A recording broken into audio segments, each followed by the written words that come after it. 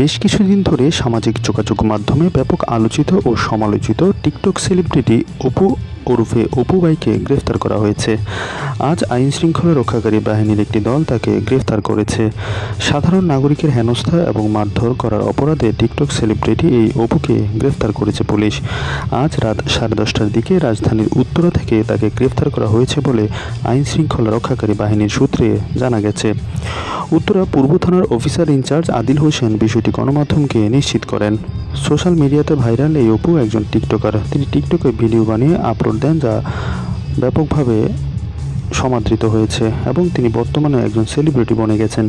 অনেকে তাকে চেনেন না, আবার কেউ পাত্তাও দেন না, কিন্তু টিকটকে তিনি তুমুল জনপ্রিয়। কিছুদিন আগে রাস্তায় এক নাগরিককে সাইট না দিয়ে বিরক্ত করার অপরাধে তার বিরুদ্ধে মামলা করা হয়, আর সেই মামলায় তাকে আজকে গ্রেফতার দেখানো হয়েছে। এরই মধ্যে তাকে গ্রেফতারের একটি ভিডিও ছড়িয়ে পড়েছে সামাজিক যোগাযোগ মাধ্যমে। সেটি ইতিমধ্যেই ভাইরাল হয়ে গেছে। সেখানে দেখা যাচ্ছে পুলিশ তাকে টেনে হিঁচড়ে থানায় নিয়ে যাচ্ছে। ওই সময়ে কিছু মানুষ তাকে চড় থাপ্পড় দিচ্ছে।